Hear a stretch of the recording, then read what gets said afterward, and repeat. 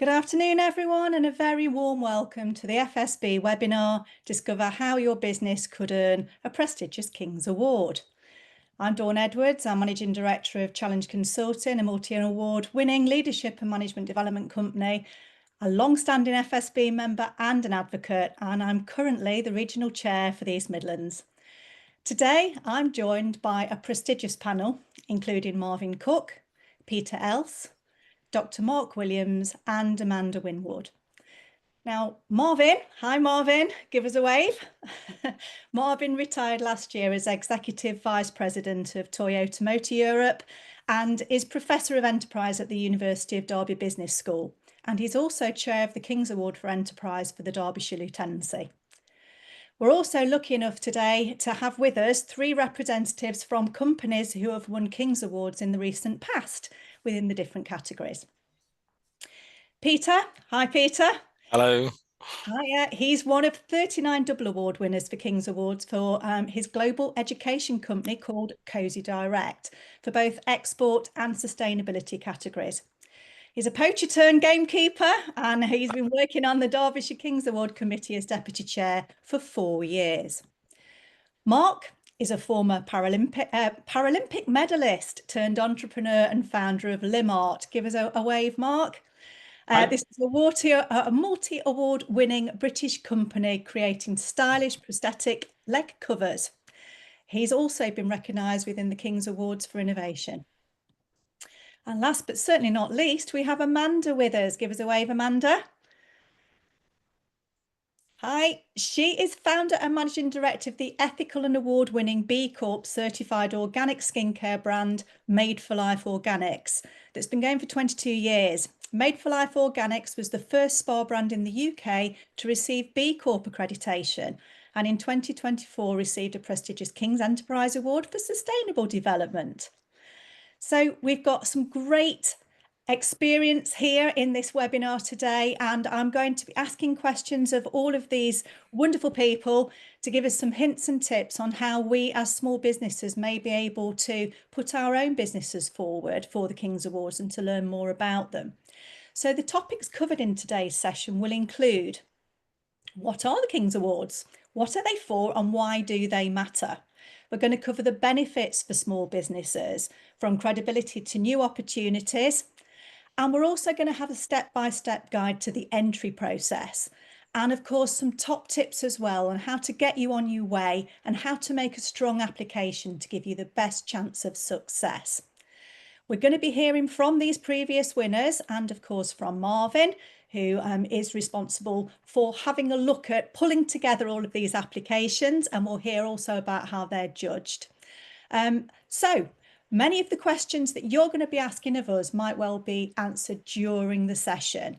If they haven't been, however, please do feel free to pop them into the chat box and we will do our very best to cover as many of them as possible before we finish the session today.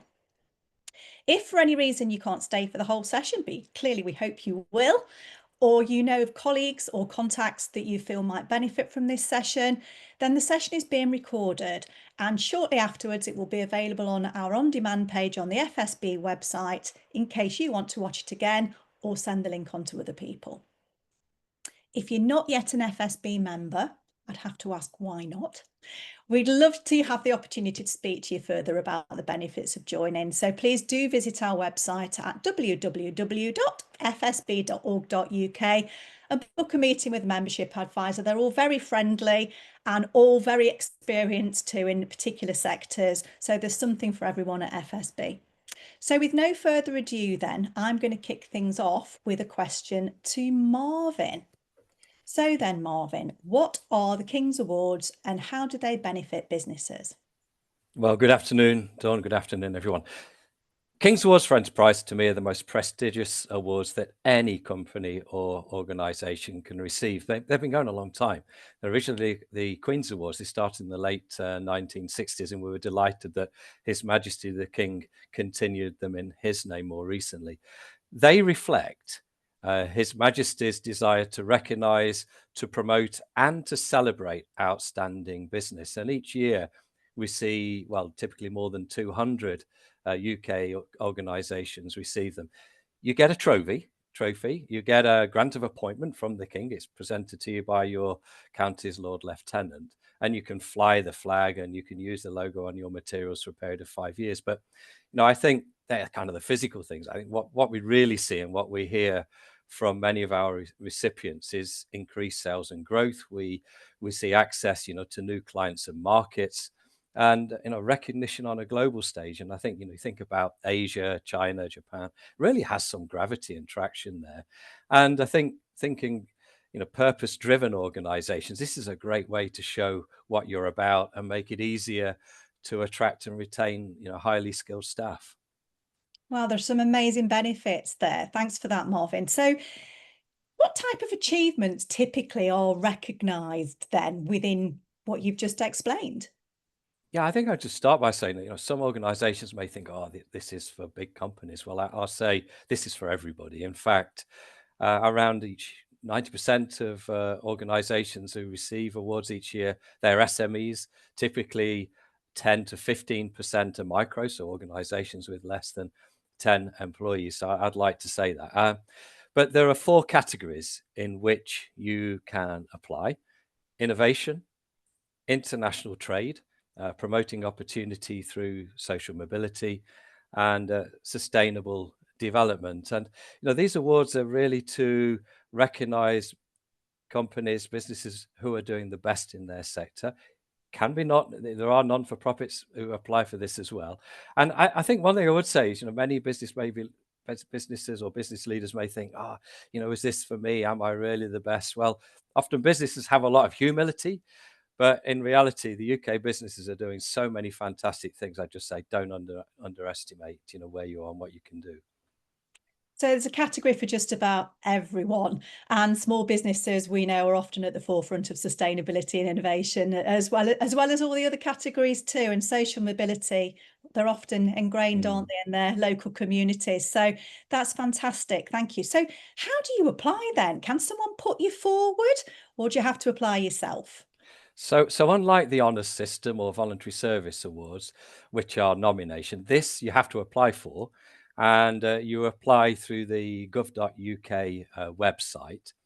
And of course, there are some criteria. So you have to be UK based and you have to have 2 or more employees. It is for, as I say, companies of all sizes. But there are a number of eligibility that you have to go through. You have to have good ESG, and you have to be in very good governance with HMRC and those kind of things. But I think anyone can go for it. You apply online, and I'm not going to say it's a quick and easy process, and I'm sure many of my colleagues who've been through it on this call will say more about that later. But the information is on there on the gov.uk website. Go and have a look and have a go at applying. Okay, that's lovely. One thing that just struck me, just a couple of things, if you don't mind, Marvin. So what's ESG stand for? And also the most important thing, what does it cost to apply? Yeah, so ESG is your environmental, your social, and your governance. So you've got to have compliance, basically. Your labour management has to be in place. You have to be sustainably compliant, and of course for tax and everything else. But it doesn't cost anything to apply to submit an application. What I would say people should be mindful of, probably 2 things. It takes time, so there's a commitment of time. But also, if you're going for 2 of the awards, to my mind, international trade and innovation, if you are shortlisted, then you will be asked to have a set of externally verified accounts submitted. So you would have to account for that in the costing. But it is free to everyone to enter. Fantastic. That's wonderful. Thanks for that, Marvin. I'm sure we'll come back to you later for some follow-on points. I'd like to bring in Peter now, if that's okay. Not just one award winner here, a double award winner. And I believe that you were unsuccessful the first time that you put in for a King's Award. Is that correct? And yeah, that experience, what made you want to continue? Yeah, good point. Good point. I mean, I thought I'd encourage you to think of yourself as a loser to become a winner. It's sort of the great British success story, really. So we originally put in for a sustainability award for COSI, and we didn't get it. And we win lots of awards here for different things. And one of my tips is always to recycle that information to try and apply elsewhere to make that work harder for you. But actually, we applied for sustainability, and what they said to us was, they said that, well, we know that we think you can win it. So it showed the level of judging was really, really strong.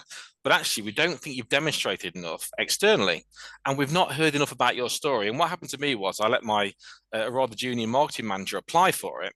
I hadn't realised the scale and the status of it as Marvin's talked about. And when I got that feedback, I realised, blimey, these guys have put a lot of effort into judging this, and indeed, they want you to win. Yeah. So some people go, oh, the King's judged me, not relative. It's not. That's a government department fronted by the royal family, organised by the King and the royal household. But actually, they're looking for win. They want to be able to promote to the rest of the country, this is what good looks like. This is what you could do as well. And it's a great thing for you, and it's a great thing for your county as well, and for people in your sector, let's say. So I think those are the main reasons. So because it was such a good response, I thought, actually, no, I need to take this seriously. And so I went away, and then I tried to apply to it myself, and putting my founder story in, or MD or leader story into it, was strong. And then I just made sure there was a lot more external verification of what I was talking about, so that I talked more about it. Because the first thing people do, of course, in any kind of validation is to go Googling you, don't they? They might go look across 5 formats of social media. Is what they're saying true to what I see? And we hadn't spent enough time communicating. We'd been doing it in sustainability. We had a lot of short sourcing, we did a lot of decarbonisation, but we hadn't actually sold that story much. And of course, if you're in sustainability, a third of the important thing is you making a shadow or an impact, describing what you're doing to other people unequivocally, so you can influence them. And that was a key part of it. So that's the way it worked. And it is, as Marvin said, it's like it's not an MBE's for life. So it's not like that. It lasts 5 years, but it has got that kind of status. And what comes out of it is amazing. It really is. It gives so much on so many fronts, and that's why I poach a turn gamekeeper on it, and we now promote it so much in our county. That's fantastic. And so you did have a look at what you were doing. It made you audit almost your own business, and Absolutely. really recognise and celebrate what you did. Yeah. When you did win, then who was it that helped you, and also what did it do for your employees? Yeah, I mean, I think I would say in your stakeholders, the employees is probably the most important impact. I would say, the pride that comes from it, the togetherness, and the moment to celebrate, because we're often running quite fast in business. We don't necessarily stop to praise or to celebrate things. We're just on to the next thing and worrying about the next thing in small businesses. But actually, if you've got a strength, if one of those 4 areas is things that you feel you're quite strong at, heading towards an award like this allows you to improve your focus on that award and really think, well, am I any good? I applied to this because I thought it's the best thing I could see out there in the UK, and I want to test myself against the best thing. Can I make it? And so actually it allowed me to improve a lot of process that I was doing, because I was calling for if you like, a blind boss or an artificial friend to improve my business. And so always with awards, I see them as a way of progressing the business, not necessarily winning them. It really is the process that works. And so I'd always have it in that respect. How we did it? Well, we're all very busy. So I would recommend that you print it out, you break it up and give different people different parts of it. Everyone can fill in different bits. You can share your password, and so you can keep coming back to it that way. It's good to get a friend, or a critical friend, or a professional friend. So it might be someone that you bore to death at the pub, or it might be someone you play football with, or it might be your accountant, or you might have someone in PR, or you might have someone else that's interested in your business that can help you with it, to give you that perspective. So I'd ask that. So we used a PR company that cost us £1,000. And they were constantly calling for us to, have you done this? Have you done that? Have you done that? Because we're busy running a business. And so they were playing to the time scale, and we were filling the bits that were missing. That was really, really helpful for us. I've seen people do that with their accountants or with the business advisors, or in fact, you might have associates in the FSB or other organisations that can help you with that, or you can help each other. We help a lot of the businesses with this as well. That's fantastic, and thanks for that. It's really encouraging to know that this is really a joint effort within the business as well. So we'll come to a different speaker now, if that's okay. Amanda. So different sector altogether. What made you decide to apply for a King's Award, and give us a bit of information about that, please? Well, I think basically I was arm wrestled by the Lord Lieutenant and the Deputy Lieutenants of Cornwall into having a go, to be honest. And they were quite adamant that they felt that Made for Life Organics should have a crack at the awards. So I was encouraged actively by the Lord Lieutenancy down here. Seriously though, we have a B Corp certification which we got in 2019. So I think that's, for any FSB companies listening, really useful to probably have B Corp certification. If you haven't got it, have a look at it, because it's a bedrock for us. And what I knew is that we ticked all the boxes for B Corp, particularly in sustainability. We'd won 2 awards for our work in the community in 2022 and 2023. And so what we knew is we were doing some amazing stuff. We got great ethics and values. We were doing the right thing in terms of governance, etc. And actually what was really relevant, and I think helped us in many ways, is we could shout out all about being a green skincare company and all of that kind of thing, but we've also done a lot of work because 96% of spas were turning away people with cancer, and a big part of our business is we go in and we train spa therapists to actually warmly welcome anybody with cancer. So we had something that was not just about sustainability, which is the award we received. We were doing some good work in the community. So I think, well, apart from having my arm twisted by the Lord Lieutenancy here, dripping taps and all that kind of thing, it was just thinking, actually, we're doing some amazing stuff. And like Peter said, you know, as a managing director, often you're really working your socks off all the time. But it gave me a chance to just reflect and think, yeah, I think we stand a good chance of this. So there you go. That's what happened. Arm twisting and let's go for it. Fabulous. And what do you think was the most challenging part then for you, Amanda? Well, as Marvin's mentioned, a lot of the businesses are teeny, and we fit into the teeny category of the FSB.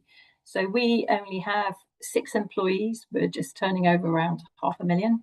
And so the lion's share of the work for me, I didn't have those people that Peter mentions in a larger company. So it was a conversation with myself in the shower in the morning. I thought, oh, Amanda Jane, what should we do today about the King's Award? Oh, I think you've got quite a lot of work to do, Amanda Jane.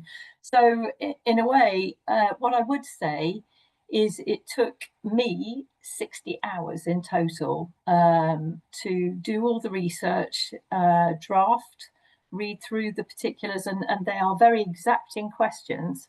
You know, it's not a simple process, and some of it can be repetitive, but I think they're really checking what you do.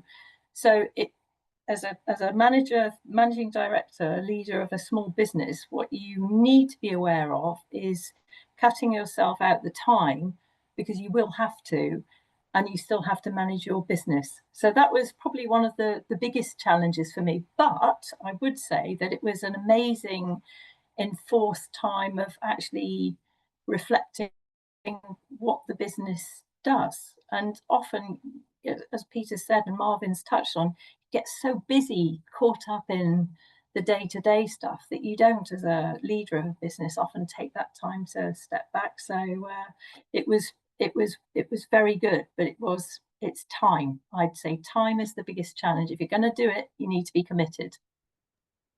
Fantastic. Thank you so much for that. And I think most small businesses are pressed for time, but I think, as we've already heard, some of this will be about, won't it, making time for it, but also seeing it, perhaps from what we've heard already, as almost a way of just checking yourself what you're doing particularly well and then shouting about it. And speaking of shouting about it, I'd like to come over to Mark now, please, if you don't mind, because Mark, you too have done a fantastic submission, clearly, because you won an award, didn't you? Would you tell us about your journey specifically, and how did it help your business grow both in the UK and internationally? Okay, well, to keep it short, my journey really started 21st of June 1982 when I was hit by a car and I lost my leg. And the surgeon actually said to my parents in the evening he had some good news and some bad news. The good news was that King Charles, as he is now, and Princess Di had just had a baby boy, which was Prince William. And the bad news was they couldn't save my leg. So that was the day I became an amputee. And obviously I celebrate my ampuversary every year is Prince William's birthday. So we were fortunate in Limart. We make cool prosthetic leg covers for amputees. That I went to a Department of Trade and Industry Awards down in Cardiff, and the King's Award booth was there. And when I was chatting to the King's Award guy and mentioned the fact that I lost my leg the day that Prince William was born, he said, if you don't enter for these awards, it would be criminal. So that's how we got to enter the awards, and yeah, super surprised to us. We won it because we're 2 full-time staff and 2 part-time staff. And the difference it's made to us has been phenomenal. So it's really helped us push forward with our NHS contracts in the UK. It's amazing the amount of people that come to you, rather than you having to chase them, they come to you after the King's Award. And then obviously for our international sales, we picked up a distributor in the Bahamas. There's actually a Bahamas cover going out this morning to them, and our existing distributor in Australia got to know about it at the same time we were down in Windsor Castle getting the award. So it makes a big difference locally and also internationally. So you're living proof then, Mark, that actually businesses that are quite small, very small, two full-time employees, I think is what we were hearing. I'll come back actually to Marvin at the end about that, as whether it's 2 full-time employees or whether it can be part-time equivalents. So I think that's important for some of our people that might be watching today. So you are testimony then, Mark, that actually if you're prepared to put the work in, you've got something pretty special that actually you're never too small to win, really. It's absolutely, it's the story behind it, and the passion behind it. I think they really look for, or I think is what they saw in us. We as a lot of people, you think I'm never going to win this because we are very small and we're in probably one of the nichest businesses. Making plastic leg covers for amputees is a relatively niche business. Fantastic. Well, thank you so much for that. Clearly an amazing sort of achievement, but also, again, you know, showing that small businesses often do bring in innovation from some quite testing circumstances. So a whole plethora here of different businesses online today, showcasing what they've done. So I hope it's encouraging people that are watching today to maybe consider if their own business would be worth having a look at, really, in terms of the King's Awards. So I'm going to ask to bring Peter back in, if that's okay.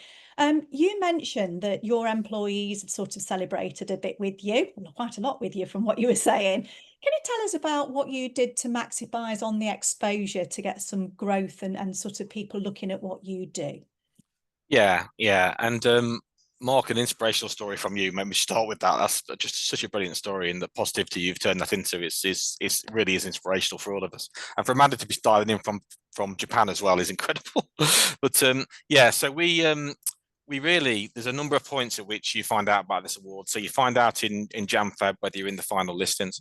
You find out in May on the King's birthday, May the 6th. You've got it. You find out a week or 2 weeks before that. You can't tell a soul. So you're left burning with this information to be able to, you dying to give out.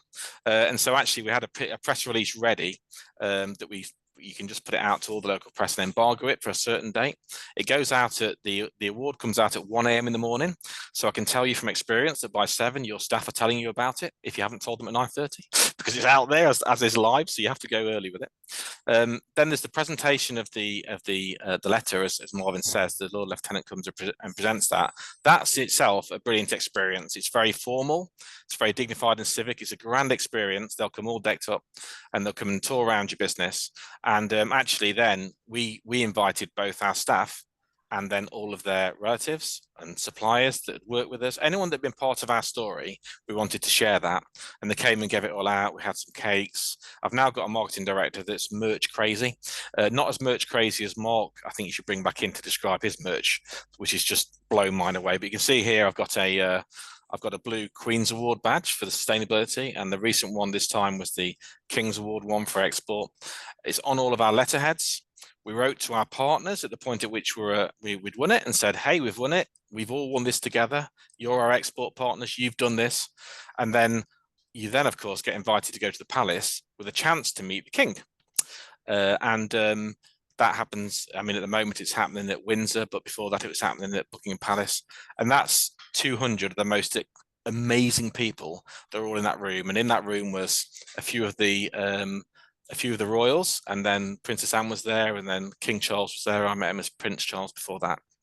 So you meet all these fabulous people. So there's plenty of opportunity for you to then talk about that again as an event. It's very prestige if you make it that way. So we, for example, in Germany in February have our big trade show. We'll be having a party. We always have a party there for all the people that we trade with, and we'll be making that King's Award party and then replaying that again. These awards last 5 years, and you can put them on your letterheads, you can put them on your emails, and it's a really massive achievement. There are 6 million businesses in the UK. There are only ever 1,000 businesses that are holding this. If you're in sustainability, there's only 100 businesses roughly that are holding sustainability. So it's a proper achievement in terms of what you've done. And so really, to really enjoy that moment, we were lucky enough to get a royal visit. So we got the Duke and Duchess of Gloucester, who were passing through between cathedrals. So they came and they were fantastic. They spent an hour here. Derby Cathedral had to wait for them to arrive, so we're a bit in trouble for that. But they spent a lot of time here, and they spoke to every single member of staff, as does the Lord Lieutenants, who are brilliant at promoting the award and to promote the strength of what you've achieved. They're brilliant at speaking fine words about it. And then this time around, because we won that export, we got a call from the Treasury. Rachel Reeves rocked up last week to launch the industrial strategy and made us a 2-minute video as well. So, amazing things happen associated with it. Your visibility goes up, but most of all, your pride. You've achieved something really substantial. Now, I must say to you 2 things, if that's okay, Dawn. The first one is, don't think I ain't got £1,000, I can't do that. The first one we did without PR. We just did it. It was just the speed at which we were doing. And it is 60 hours, as Amanda said, but I've seen someone do it in 20. I'm not suggesting that you're slow, Amanda. There's just about where you've got your information, how it works. Sustainability is a particularly difficult one to deliver, I have to say. I know that from experience. So, it can be different to that. Also, you can also start to do it, start acquiring data and information, put it on there. You can save that for the year after. You don't have to then press the send. Do you know what I mean? I did, because I wanted to be able to get the information back. You will get very, very good feedback. We want you to show your best self, to promote to everyone. We know that British business, as you've said, Dawn, it's, we're great at sustainability and small business. We're superb at linking in with our stakeholders and communities. We're the people that should be shouted about that. So we need you to come forward with that as well. So, you can do it, and you'll have lots of support. FSC are brilliant. Your lieutenancy, talk to them as well. They may be able to find you support for it as well in the county. Fantastic, thank you. And I think we'll be sharing some links and connections later to find out who your local lieutenants are, and they'd be very helpful anyway, won't they, if they're approached, just to be honest about perhaps even building on what the information is that's been given out today, really. So Amanda, back to you if you don't mind. So from your perspective then, what have been the benefits so far to your business?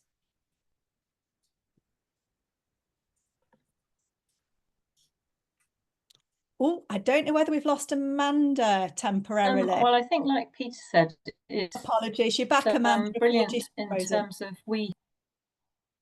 Okay. Yeah. We've put the logo has gone onto all our packaging, the King's Enterprise logo. It's been brilliantly received by the spas and salons, and in terms of the wellness sector, it's been very well received. If we're talking about commercially, and we're in a competitive field, it definitely has raised skincare companies who deal in the sector we do, who have a King's Award for sustainable development, and we are talking to some potential partners at the stage, working with them. So that wouldn't have happened if we hadn't have won this award. Fantastic. So just to ask you, if you can, Amanda, your signal's a little bit difficult from Japan, so it's not really that surprising, although hopefully we'll be able to hear you. Have you made additional connections and collaborations then in as a result of this to really get to, for other people that perhaps wouldn't have known about your business before, to suddenly recognise the great work you do? I think we've lost Amanda. So if I could come to you, Mark, would you mind answering that? Thank you. Yeah, I mean, Definitely. the way that we've promoted it, you can see we proudly have our have the King's logo on all our corporate gear. We have the King's logo on the side of our delivery van with a QR code next to it. So if you scan the QR code, it takes you to our website page and tells you the story. And then, yeah, of course, it's on all the packaging and stuff. I think, like Peter said, there's lots of things that come on the back of it. We were super privileged this year to win the Exporter of the Year for the Department of Trade and Industry.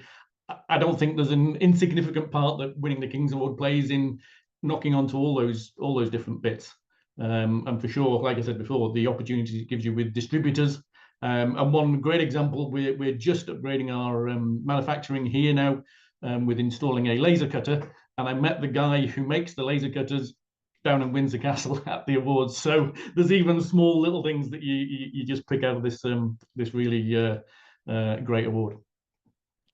Fantastic. And, the impacts in terms of your business generally then, have you got an example there, Mark? Don't want to put you on the spot, but where perhaps the advocacy, this fact that you've got this wonderful emblem now displaying, to what extent do you think that sets you apart from maybe other manufacturers in other parts of the world even? Well, I think specifically for us, I mean, we're the inventor of the prosthetic leg cover. We're a really small business, and we're dealing with multi-million, multi-billion-dollar companies out there that are buying the products off us for their patients. So it turns you from that, are they making it written on the back of a fag packet in a shed somewhere, or are these a really serious business? And I think it really hammers home by the time you've gone through the application form, which teaches you a lot, and it gives you almost self-audit. And winning the award really sets you apart then, that they know, okay, this must be a serious company. They take everything seriously. It's made professionally, it's made ethically, and it does some good. I mean, ultimately, it's an endorsement from the King, isn't it? Absolutely. So there doesn't get much better than that, does it? Thank you for that. That's wonderful. So I'm going to bring back Marvin, if that's okay. Marvin, you sat there very, very quietly. You're topping and tailing this for us, but we are going to give some extra questions in just a moment to all of the panel. But I suppose the crux of this now is we've heard about how to apply. We've heard about some of the criteria. But who decides who wins, Marvin? Yeah, well, it's quite a process. And I think, I'll start by saying that the first thing that's going to happen when you've put your application in, it's going to be reviewed typically by two assessors who are quite expert in their field. They have a subject matter each. And we have had opportunity to meet and hear and listen to them. And they are quite rigorous with what we're doing. So I think what I would say is when you're making an application, really consider the theme by which you're going to enter, which category, because if it's innovation, it can be product, it can be service, or it can be process. And you've got to think about, is it disruptive or a continuous improvement, and how it stands out. Or international trade, you need 100K, £1,000 of overseas sales within the first year of the period that you're showing. So you've got to really explain, is that significant for the sector I'm in or the size of my business? Promoting opportunity, how you're giving the disadvantaged opportunity of improving their job skills or a chance of finding work, or sustainable development. That's got quite broad now. They're looking for this really integrated demonstration that not only environmental but social and economic sustainability is in there. So just to give that thought, you really need to pick the theme that you're going for. But in September, the window is open now. It opened in May. September the 9th is the deadline that closes, and that's when two assessors will begin to look at your application, and they'll do that typically until about November. That's when there's a shortlisting that happens, and you will be told at that time if you've been shortlisted or not. Then there will be a beginning of some due diligence process, and after that, in January and February, there are judging panels who go through it again, topic by topic, and by the end of February, they will approve and propose to the Prime Minister's advisory committee, and then His Majesty the King. So I have to say, as lieutenancies, we do a lot to promote and try and support these awards. And Peter said, we like to get out there. We're doing this together this evening. We like to get out and support applications, but we don't have a part in the recommendation or judgment. That's done finally down to that process that I described. But yeah, it truly is worth the effort. And I mean, typically in any year, I would say, and correct me if I'm wrong with this, others on the panel, but I think about a third of the applications are successful. I think that's probably a benchmark, and therefore probably it's this has not been a one shot. I might have to go 1, 2, or 3 times. In fact, we had in our county an organization who kept going, not every year, but it was a 12-year period. And then they got 2 awards back to back, which I think is truly fantastic. So hopefully that gives you a bit about the process, what happens, and the degree of success. But finally, I think as everyone said today, it's tremendous for the recipients at the end of all of that. So it's interesting for me because we've heard from what you've just said that resilience, if you don't succeed the first time, as we've heard from Peter, maybe putting that in your back pocket as experience, going again. That's not unusual for a small business, is it? We're quite a tenacious lot, really. And certainly, my own company, I called it challenge because there's nothing I like better than a challenge. So actually, to an extent, to not get it the first time would just make me want it even more. So I suppose that resilience that all small businesses display is going to come in handy here. So thank you for that. So just about the small business side, bear in mind that we are in collaboration with the FSB today. So do smaller businesses, I know you said about 90% of recipients are smaller businesses at the beginning, but talking about tiny businesses, small micros, maybe, as you've said, maybe just a handful of employees. How often or do you think that they actually, in amongst that 100% of winners, do you have a sense of how many would be micro businesses? Doesn't matter if you don't, just asking. Yeah, absolutely. I think I can give you an exact number for this year. I think it was 14% were organisations with less than 10. And I think you touched on a point earlier, Dawn, about number of employees to be eligible. It's 2 full-time or part-time equivalent, just to come back on that. But I think another thing, if I may add, and this is something that we've heard quite often from the assessors, and also when you read the application form, you do see this, and it does repeatedly say, we do consider your answers and what you're including based upon the size and scale of your organization and the sector you're in. And I think this is really important to note. There are different expectations really based upon the size. What they're looking for is, compared to your sector, compared to similar organizations like you, what's that bit of extra special activity that you're really pushing, and how you're trying to lead, even if you're a very small company, how you're trying to lead, as we've heard from some of the wonderful recipients today. Fantastic. That's wonderful. And it's encouraging to know that it is seen through the lens of the resource base that you've got behind you to some extent as well. And I'm guessing that if you are a smaller business, you can, or even a larger business, you can signpost to other sources of information, such as your website or social media bites, or people who've maybe left testimonies and things like that. Is that correct, Marvin? You must do that. They will look for that. It's so easy these days. And having third party organizations giving you a testimony, putting that on your website, you're allowed to attach I think up to 3 attachments, and there is some limit to the size. They want you to write it in the application, but you are allowed to put some examples in. So having other organizations speak positively and share what it is you're doing, and having that on your website is a really great tip, because I think, Peter, you said earlier, that's probably the first place they're going to go, right? Get it on your socials, get it on your website, talk about it. Fantastic. Thanks so much. So I suppose the question left now is, where can businesses go to find out more, Marvin? Yeah, okay. So I think there's a slide that we might pop up just to show, and you can take a picture of that at the end if that appears. But I would say the easiest thing to do is get onto Google or the search engines available, of course, and just type in the King's Awards for Enterprise. And what that will lead you to is the gov.uk website. And that is a really easy to navigate website. And you will find on there all of the information about the criteria and the application process.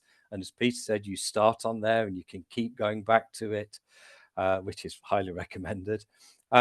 You can phone them up, and we found them to be quite responsive. But I would ask that people do study the website first. Also, I would say have a look at the socials, because if you type in LinkedIn, the King's Awards for Enterprise, you will find their LinkedIn site. And this is quite nice because particularly now you'll see lots of examples of this year's recipients, and then you can get a feel for what kind of things, what kind of organizations, and what it means to them. Also, you can see on here you've got the X link as well, which of course has similar information. But yeah, just typing the King's Awards for Enterprise in Google or your search engine of choice, and it will take you. Normally the top hit that comes up is the gov.uk website. I would say as well, and this has been commented on, speak to your local lieutenancy. I think pretty much every county will have a lieutenancy and someone in there who can give you more information. Something that most lieutenants are trying to do is support the promotion and awareness of these awards, but also can, I think, usually offer some experience and advice. And we're very lucky. The panel I sit on, we have 3 recipients on there, so they've been through it and know what's going on. So that's a bit of advice. I have to find out more, but I'd take a photograph of this. It will tell you already there. Fantastic. Thanks so much. I don't know whether we have any questions from anybody that would like to ask of the panel that haven't already been answered. If so, please do pop them into the chat and we'd be happy to put them to the panelists. But just a couple of bits really for me in terms of just bringing Amanda back in, if that's okay. Hopefully we'll be able to hear you, Amanda. Are there any golden nuggets that you would like to just talk about in terms of making that decision to go for the King's Award in the first place here? Is there anything that you could advise somebody as where to start, given that you are a smaller business? Yeah, and I think there's been some really brilliant tips from everybody who's spoken today. What I would say is don't get locked into proving what you do just with facts and figures.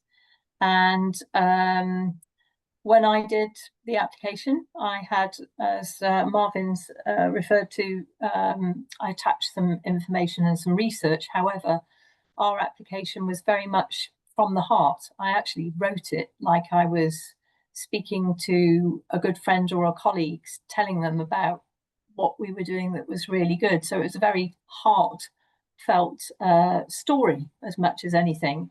And what I would say is that there were 800 people who entered for the sustainable development sector in 2024, and they shortlisted to 80. And I was lucky enough to meet one of the judges at Windsor Castle. And he said that one of the reasons we went straight through to the 80 was because we stood out, because it was a very personal story and it wasn't just facts and figures. So my top tip would be speak from the heart, speak, as Peter said, as a leader of a business. So tell your story. Don't let it all just be facts and figures, because it's just blah in some ways. Sorry to be controversial. No, that's absolutely fine. Thank you. So tell it as it is, I think, is the message there. We've got a few questions in the chat. So Mike has asked a question, and then also another person has asked a question about this around, is there anything that would prevent you from making an application? So we've talked about what's good to have on an application. Perhaps the question here is what would exempt you? So if, for instance, Mike's asking if you bought equipment on credit, for instance, would that stop you from making an application? Marvin, do you want to answer that for us? Thank you. Yeah. What they're looking for in every category really is that your business is sustainable and economically viable. And with an innovation, of course, in capital investment is normal for any business. So as long as you can show that this innovation is really economic and delivers over 2 years, then that's okay. That is okay. That having a loan on something, in my understanding, isn't a blocker by itself, but you do need to show that your innovation is not just an idea. It has to be in the market. It has to be on sale, whether this is a product or a service, or it could be a process you've developed within your business or for other businesses. But they do have to be viable, and they do have to be out there for 2 years. That's one of the important criteria. I'll open to anyone else on the panel if I've missed something there. I think you've answered that beautifully, and it actually speaks to one of the other questions as well that we've got in here. Someone's asking if they're a service provider, particularly events technology, would that prevent them from applying because they don't actually have a product? So Peter's sort of coming in there, I think. Would you like to answer that one, please, Peter? Yeah, I mean, Marvin can answer it, but if you look down the list of winners, which you can, if you Google King's Award winners, you can see them all on the register. There's as many service people. People mistake this for being, oh, it's a product award. It's not at all. There are many people win for service because, of course, there's a lot of innovation service. There's a lot of exporting service. In fact, we as a country are a massive exporter of services. So it's as much for service people as it is for product people. Fabulous. Thank you very much. So another sort of linked question here, but a really pertinent one, actually. So Darren's asking, if you want to put an application in and you've actually gone to the trouble of doing that, he's saying his company has actually done that twice now for sustainability, but unfortunately has not been successful, both times being told they need more data. So he's saying that even though he's done that, he's saying, is there any way that someone could cast an eye over this before it went in again to save sort of the pain of it having to wait another year each time to get that feedback? Marvin? Yeah. I mean, this is an interesting point because in the Derbyshire Lieutenancy, to be clear, there is no reason why people like Peter and I who sit on the Derbyshire panel should see the application or the feedback, actually. But one thing we do offer is from the panel team we have, which is quite varied in experience and different sectors and backgrounds. We do offer in Derbyshire that opportunity to have a look through. We don't say we're necessarily experts, we're not assessors, but we have spent time doing this for a number of years. So that's one way. So one way would be speak to your lieutenancy to see if they're offering something similar. We do sometimes on occasion point people towards bid writers who've done this, because how you're telling your compelling story and how you're evidencing your facts, they may have come across. So it's worth again looking out for bid writers. We work typically with about 4 or 5 in our county. So that is another opportunity. And for sustainability, exactly, I know of some organizations, particularly for sustainability, for example, carbon reduction, they will be looking at your scope 1, scope 2, scope 3. So we have seen a number of organizations use a professional company who make that data, whether it be companies like Planet Mark or whatever, who can give you appropriately and correct figures. But I think again it depends on the size of the organization and the size of that element in your application. But they're just 3 ideas to throw in as a starter, maybe some more from the panel as well. Brilliant. So the other thing that's being asked by Jason is, if you are such a fantastic business that you think you stand an equal chance in all 4 categories, how do you decide which one to put yourself forward for? Who fancies taking that one? Yeah, Peter, Marvin, they've both got your hands up. Go for Marvin. it. Go for it, Marvin. Well, you're brave if you do all 4, and if I'm honest. However, there are double winners every year. Not huge amounts, normally kind of around a single digit, but there are double award winners within 1 year. So you can apply in more than one category. But I think it was Amanda who said it was something like 60 hours. And even on the application form, they generally say you're looking at 20 hours plus, and that might be for the person drafting it together. And I think Peter said, sharing this out with others is key. So you can apply for more than one, but I would suggest have a look at the criteria, because I think when you go through those criteria, I gave a very compact and canned version today. I think you may find, you're going to score better in one than others, but yeah, you can do more than one in 1 year. Peter? Yeah, I'd say don't do that. Ruin your life. It takes forever. I mean, I tried to do 2 at once, and the questions are so intense that actually it was just a real fox. And what I would say about it as well, is it Mark, did you say, Dawn, that asked this question? Sorry, you're on mute, Dawn. But okay, so what I would say as well is that actually this is a really special thing to win. You know, try and win one, and then if you think you're strong enough to go again, then try for another. So, for example, we won sustainability in 2022. I knew that I might be able to win export, but I didn't want to waste the joy of the one that I'd got. I didn't want to feel like I was gaming it or was trying to do something to win. I wanted to fully appreciate the joy. So we left that 3 years really before we went for it, because actually it's a very special thing in its own right. And so I just picked my strongest card and start with that, is what I'd say about it. You can, of course, go for lots. There are 39 people with two awards in the whole country. And I think there's 1 or 2 with 3, and that's it.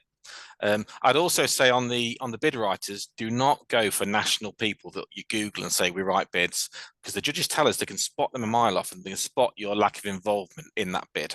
The most important thing is that you get involved and tell your story. And if you can't tell your story because you're great at doing the story but not good at talking about the story, just find a local person that's good with words that can write it. It might only cost you a couple £100 from a freelance journalist that could do that for you. But if they can then bring they can bring your story to life for you, because some people are just great at what they're doing, but they're not very good at writing about it, and that's fine. It's not your skill set, but you just need to find someone that can do that for you. Okay, thank you. And Jeffrey's asking, so he's saying he works with NHS hospital and primary health care, but he's not a manufacturer. It sounds like he's a supplier or a distributor. Does that prevent you from actually putting yourself forward for a King's Award? Marvin? I think the answer is no. It doesn't stop you. But there may be, it depends what it is you're doing. There could be an innovation that more than one organization's been involved in, for example, if that was the case. And in the forms, it does ask you those. So I don't think it should stop you per se, but it really is important that they're looking for who is the primary player in this award. And they do ask you if you are working on any of the activities with other partners, that you really should speak to them in advance if you're applying. But being a supplier is certainly not a reason to be exempted, but you need to have a significant role in the activity. But you can go in partnership, or particularly things like promoting opportunity is one area where that might be the case. Peter, any other? Sorry, we've got quite a few questions left here. So can I have a couple of quick fire yes or no's from you, Marvin? Do you mind? So if you've got a spent conviction from before, would that stop you from applying for a King's Award? Yes or no? No, but they'll ask you why and to explain. Okay, thank you very much. And if you happen to be a sole trader, so you're not a limited company, but you have 10 employees, does that actually mean that you would be able to apply? And that's Rahul that's asked that question. So could you answer that for us, please? It does ask you if you're a limited company, and I think there are 3 other categories, and I believe sole trader is one of them. So I think it's okay. Okay, thank you very much indeed. Now, Tom has also asked us whether, what the hurdles might be. I think we've heard quite a lot, and he's acknowledging we've heard quite a lot about this before. And in the interests of time, perhaps when we come to your nuggets at the end, this might help answer Tom's question a little bit more. But Irina is asking, what categories get the most applications, and what category? How many do you award in each category? Is there a limit, or is there an infinite number depending on the quality? Marvin? Well, I don't think there's a limit. I think it's based on merit. I think that should be clear. And the numbers, I made a figure of this year. It was 199 recipient organizations. It's been higher than that in the past, but we did hear that from last year, the number of applications was a little bit lower. But in terms of how the awards are distributed, we see more recipients over the last 5 years in international trade innovation, then it's sustainability. And the one, to put it in context, there were 9 recipients of promoting opportunity out of 199 in this round. So if that gives some scope, but that's the one we decided in our county wanted to go for, and we were delighted that in this round we got our first winner as well. So don't be put off by that, but that is the sort of spread of how the awards are currently seen. Okay, lovely. And just one extra one here, a little bit about criteria, if that's okay. So if you are an international trade type applicant, if you like, within that £100,000 that you mentioned earlier, it says you've got to have done £100,000 worth of turnover, I think, from what you said. Does that have to be in one particular market, or can it be across various markets? As long as it's overseas, it counts. So all of your overseas. Fantastic. Thank you very much. And Ahmed is just asking now as well, if he's selling in research, if he's in research and development and he's selling raw materials, would he be eligible to apply? Because obviously what he produces is then made up by other people. So that would come under innovation, I think, is what we're saying there. I think the key point is that the product is on sale and it is making profit for 2 years or more. That's the real key point. Fantastic. Well, we're nearly up to time, so I'm going to end with the final question to each of the panel, if that's okay. And we'll go in the order of, I think we'll do Amanda, then Mark, then Marvin, then Peter, if that's okay. If you had got one piece of advice then for businesses thinking about applying for a King's Award, what would it be? Off you go, Amanda. Just go for it and give it your best shot. Don't be dismayed if you don't win, like Peter, but give it your best shot and be proud of what you've done and tell it from the heart. Thank you. What about you then, Mark? What would your top tip be? I think from us, it's don't underestimate how good your business is and how much of a difference your product makes. And certainly putting the application in is not a time to be modest. If you're not going to shout about it, I guarantee nobody else will. But last but not least, absolutely just be yourself. It doesn't have to be a real strict professional application. Do it from who you are and what your business actually does. Thank you very much. Marvin? Yeah, I think, this is your chance, I think, as Mark was saying, to tell your compelling story and your journey and to evidence that. And I think at school, we're always told to read the exam question. And I think in this case, it's not a bad thing to read all of the questions first and then, think about how you're going to cover that part by part, because, you're not going to sit down and fill this in one shot. Give it some time. Fantastic. And finally, Peter, please. I mean, that's a brilliant tip, Marvin, to read the whole thing first. It does drive you crazy when you start. So the final thing is ignore the word count. So this is a word count for each one. Don't think you've got to fill that out. When you've read the whole thing, decide your most potent information and where to put it. And I've talked to the judges about this, they're quite happy. Let's say you put some decent information in 2A.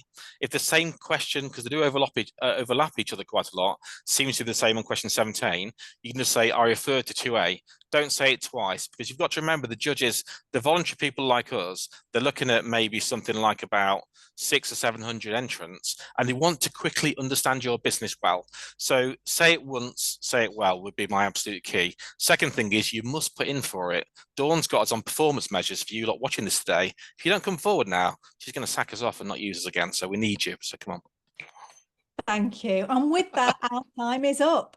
Thank you very much to all of you who've tuned in today, and especially to those of you who submitted questions. We have got through as many as we could. If you do have questions afterwards, then please do contact the people on the call here today. We'll be sending out some information, and we've already explained as well that the video will be made available to download on demand. If you enjoyed the event today, please do leave a Trustpilot review. We really do appreciate it. And of course, I'd love to thank the panel today. Without you, it would have been a very long hour, wouldn't it? Hopefully it's been really informative, and I hope it will have inspired people on the call today to start their journey and apply for a King's Award. Thank you so much, and goodbye.